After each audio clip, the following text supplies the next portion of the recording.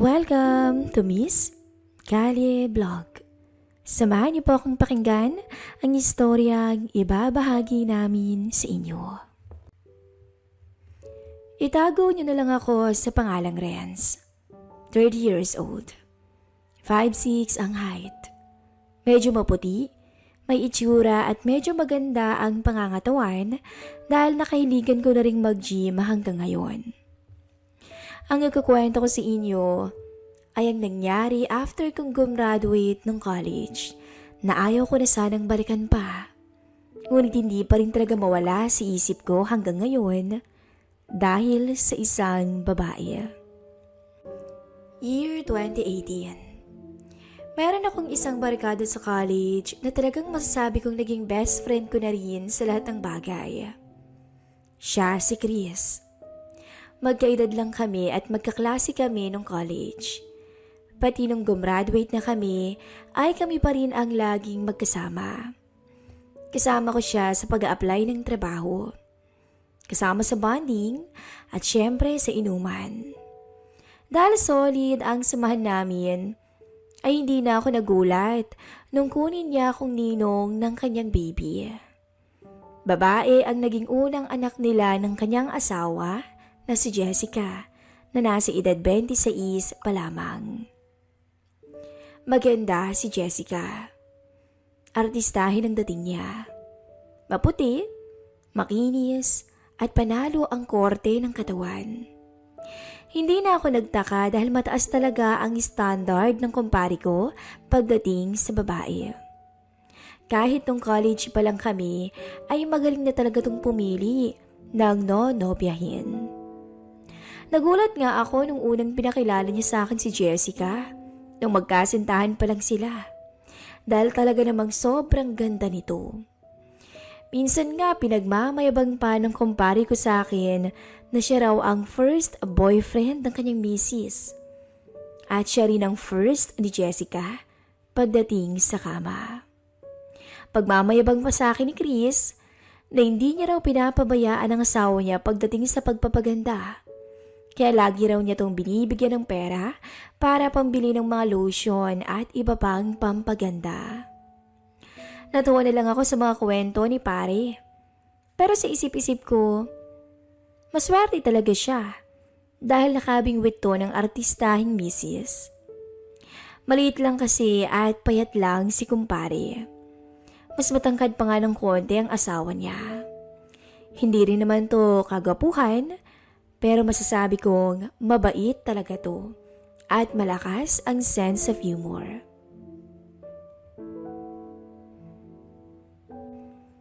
Noong una, hindi masyadong umiimik si Jessica sa akin.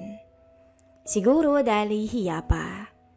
Pero hindi nagtagal ay naging close din kami ni kumare kasi lagi ako sa maliit na bar nila tumatambay. Naging makwento na rin siya sa akin. Pero simple lang ang mga naging usapan namin. Katulad nga na kung kumusta ang buhay may asawa niya. Kung kumusta ang pagiging misis niya kay Chris. Mga simpleng kumustahan lang talaga. Hanggang dumating nga yung araw na nagsara yung minibar nila dahil nalugi to. Labis ang panghihinayang ng mag-asawa nang mawala ang negosyo nilang yun. Doon kasi sila kumukuha ng kanilang pangluho at panggastos sa pang-araw-araw.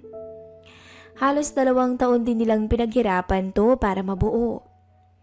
Hindi ko nga pala nasabi na seaman pala kami ni Chris. 2 taong sumampa sa barko si Chris at nang makaipon ay nagpa siya munang tumigil noon at magnegosyo na lang para makasama ang kanyang pamilya. Pero sabi nga nila, ang buhay ay parang panahon lang na nagbabago. Minsan sagana ka at minsan naman kapos ka. Noong dumating yung point na nawala ang pinagkakakitaan nilang negosyo, ay nagpa siya si Chris na sumampa ulit ng barko. Pero sa kasamaang palad ay hindi ito makasampa-sampa dahil laging mataas ang dugo nito sa kanyang medical examination. Kaya dumating talaga yung puntong nabaon din sila sa utang. At noong taong yun ay talagang hirap na hirap talaga sila sa buhay.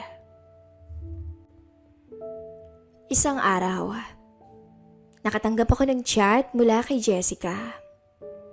Nagtaka naman ako pero inaamin kong para akong na-excite dahil noon pa man may lihim din akong pagkatakam sa kumari ko. Kahit may girlfriend na ako ng mga panahong yon. "Kumusta, Renz?" sabi niya. "Okay naman, ba't pala napachat ka?" tanong ko. Kasi baka pwedeng makahiram ng pera sa'yo. Diretso nito sa akin. Nung panahong yun ay kakababa ko lang ng barko, kaya alam din niya siguro na may pera ako. "Magkano ba, Mare?" Diretsang tanong ko. 3,500 lang, Renz. Ibabalik ko rin sana next week.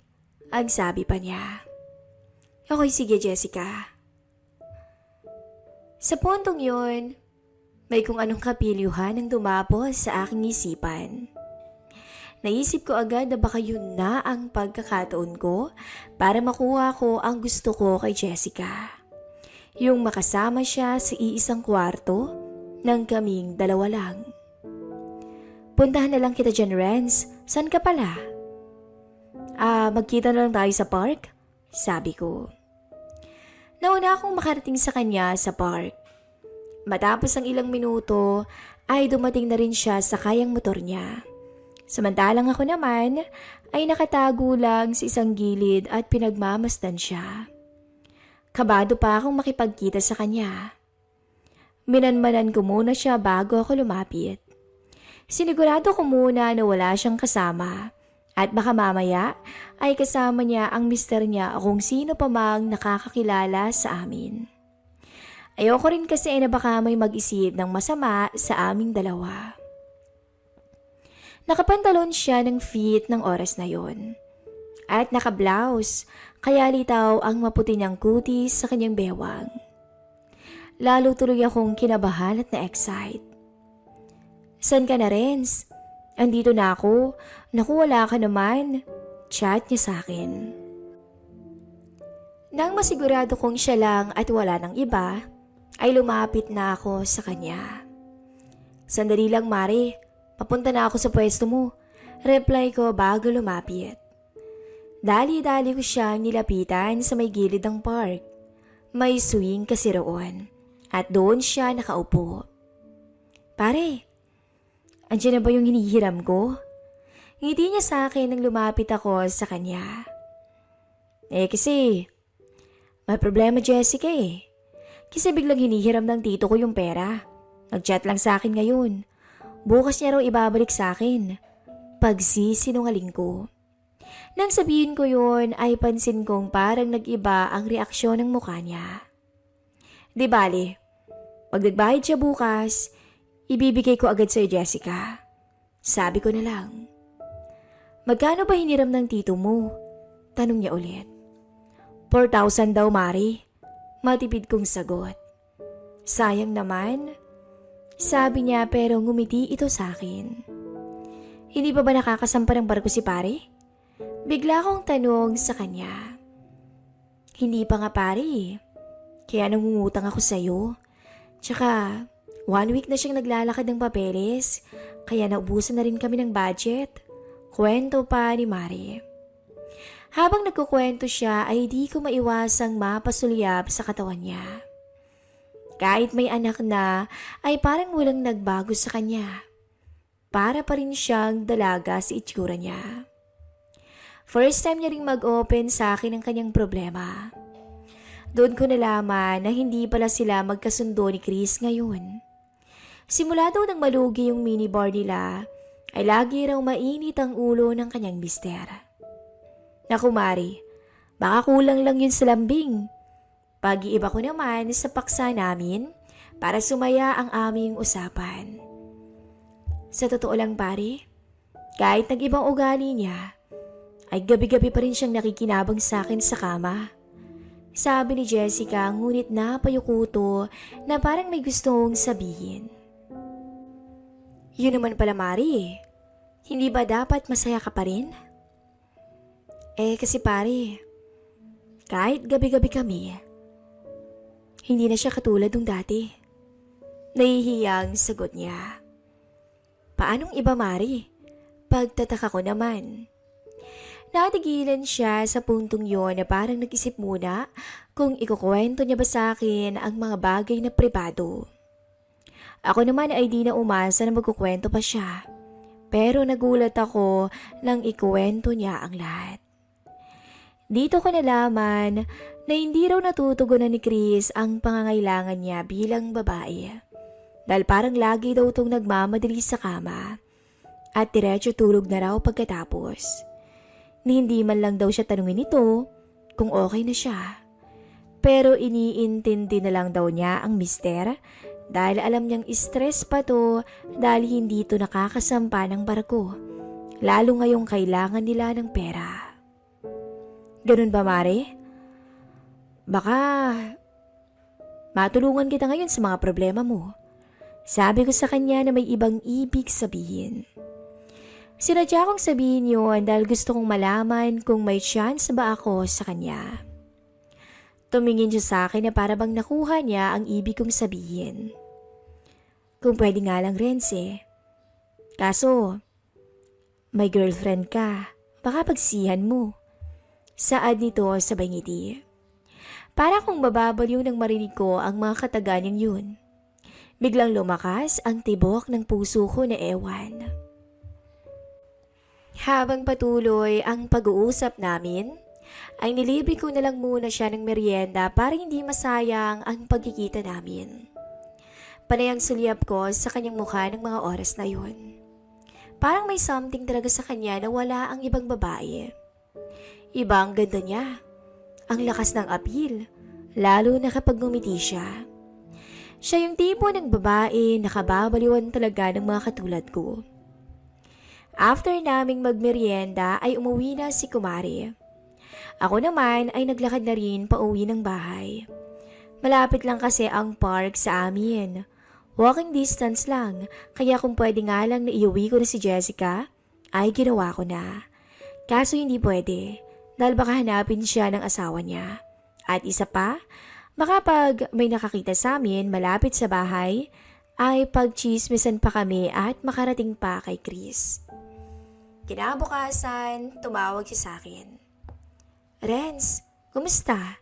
Meron na ba yung hinihiram ko? Tanong ni Jessica. Meron na, Mari. Kaso mahihingin din sana akong pabor sa'yo. Medyo kinabahan na ako nang sabihin ko yun. Ano yun, pare? Tanong niya. Baka magalit ka Sabi ko naman. Bigla siyang tumawa. Ewan ko kung ano rin ang nasa isip niya ng mga oras na yun. Ano ba kasi yung Renz? Sabihin mo na. Pamimilit niya. Kasi Mari, baka pwedeng samahan mo ko. May pupuntahan muna sana tayo. Naku Renz. Sige pero dala ka charger ha? Sabi niya. Napangiti na lang ako nang marinig ko ang tugon ni Jessica sa akin. Mukhang alam na niya ang ibig kong sabihin. Malayang nakalabas ng bahay si Jessica. Nagpaalam to sa mister niyang mangungutang sa kaibigan. At baka gabihin dahil medyo malayo. Mabuti na lang din at hindi masyadong mahigpit ang kumpare sa misis niya. Hindi rin siya yung tipong seloso, kaya okay lang rito kung lumabas ang misis kahit sa mga party. Pinapayagan niya rin to. Ilang minuto pa ang lumipas, ay nandun na siya sa park. Pagkakita namin, naka-jacket siya at naka-cap. Sa isip ko ay nag-iingat talaga siya para hindi basta makilala. Pero mukhang kinakabahan ang mukha niya at hindi makatingin sa akin ng diretsyo. Iwan mo na lang yung motor mo dyan. Angkas ka na lang sa motor ko. Sabi ko at nginitian ko siya. Ngumiti rin siya sa akin tsaka umangkas. Habang binabaybay namin ang daan, yumakap siya sa abs ko na talagang nagpaalab sa aking pagkatao. Mga 11:00 ng umaga nang makarating kami sa hotel. at pinauna ko siyang pumasok sa kwarto. Nilapag niya sa table ang cellphone niya at tinanggal ang earphones sa tenga niya. Sabay lingon sa akin. Walang makakaalam nito ha. Malambing nitong sabi. Napatango na lang ako sa puntong yon at parang kinakabahan sa sobrang excitement. Maya-maya tinanggal niya ang sombrero niya at jacket. Sabay kaming umupo sa gilid ng kama. Niyakap ko agad ang bewang niya at sinuyo ng halik sa labi pero parang ayaw niyang tumugon. Siguro naiilang lang dahil hindi ako ang asawa niya. Unti-unti ko siyang inihiga sa kama at kinalas agad ang mga suot niya. Napawaw na lang talaga ako sa tanawing na bungaran ko. Kung pagmamasdan ko ang buong kagandahan ng babaeng nasa harap ko, ay parang wala tong asawa at anak. Hindi na ako nag-aksaya pa ng oras. Agad na akong sumampa at naglayag sa tinatawag nilang bawal. Yumakap siya sa akin ng mahigpit. At napakapit na lang nang tuluyan ng umuga ang kamang naging dahilan ng aming kasalanan. Halos simatayin kaming pareho ng mga oras na yun dahil sa kakaibang tinatamasa. Walang ibang binanggit si Jessica ng oras na yun kundi ang pangalan ko. Napansin ko rin parang ayaw niya akong pakawalan nang igapos niya ang kanyang mga binti sa aking bewang. Para kaming mag-asawa ng oras na yun. At sa 3 oras naming magkasama sa iisang kwarto, ay sinulit talaga namin ang kapirasong sandali na alam naming tatatak sa aming alaala. Kahit pa alam namin sa isa't isa na mali ang lahat ng yun. Hingal kaming magkayakap sa kama ng tuluyang makontento. Yumakap sa akin si Jessica at tinanong ako. Nag-enjoy ka naman? Ngiting tanong niya. Sobra. Napakaswerte pala ng kumpare ko. Sagot ko. Ikaw talaga? Matipid na sagot niya. Nakangiti lang siya pero maya-maya ay parang may naalala siya. Kaya biglang lumungkot ang ekspresyon ng mukha niya. May problema ba? Tanong ko. Kasi Renz, 2 months na akong buntis. At di pa alam ng kumpare mo. Saan nito? Oh, ba't malungkot ka? Hindi ba dapat masaya ka? Sabi ko. Doon ko napagtanto na kaya pala ingat na ingat siya sa mga kilos niya kanina. Alam mo naman di ba pare? Gipit kami ngayon. Tapos, madadagdagan pang gastusin dahil pregi ako. Baka lalong may stress ang kumpare mo. Nahihiyang sagot niya habang nakayakap pa rin siya sa akin. Dito ay may kung anong kapilyuhan na naman akong naisip. Huwag kang mag-alala, Mari. Andito lang ako. Kung gusto mong umutang muna, walang problema sa akin. Nakangiti kong sagot. Napasulyap siya sa mukha ko at hindi nakapagsalita. Tinitigan niya lang ako. Basta ba, hihingi ulit ako sa iyo ng pabor ha? Sabi ko nang nakangiti. Pagkasabi ko noon ay unti-unting umaliwalas ang mukha niya sabay ngiti rin sa akin. Yun lang ba? Pili ang sabi niya kasabay ng isang haplos sa aking abs pa ibaba. Bago kami umuwi, ay sabay kaming nag-shower at muli kaming nagpakasasa sa isa't isa. Aaminin ko na kukonsensya ako that time kasi misis siya ng kaibigan ko. Pero wala akong magawa, kundi maawa sa sitwasyon niya. Ramdam ko ang stress ni Jessica at sa tingin ko ay kailangan niya ng tulong ko. Pag-uwi ko ng bahay, hindi ako makapaniwala. Nanatangay ko rin sa kama ang babaeng ilang taon ko na rin kinabaliwan. Almost 1 year din ang may namagitan sa amin. Pero naputol lang yun nang makarecover sila sa utang at muling nakasampa ng barko ang mister niya. Pero minsan, kapag nagkita naman kami sa kung saan, ay hindi may paliwanag ng ngiti ang binibitawan niya sa akin na sa tingin ko ay may ibang kahulugan. Na kami lang ang nakakaalam. Hanggang dito na lang po ang ating istorya. At sana'y nag-enjoy kayo.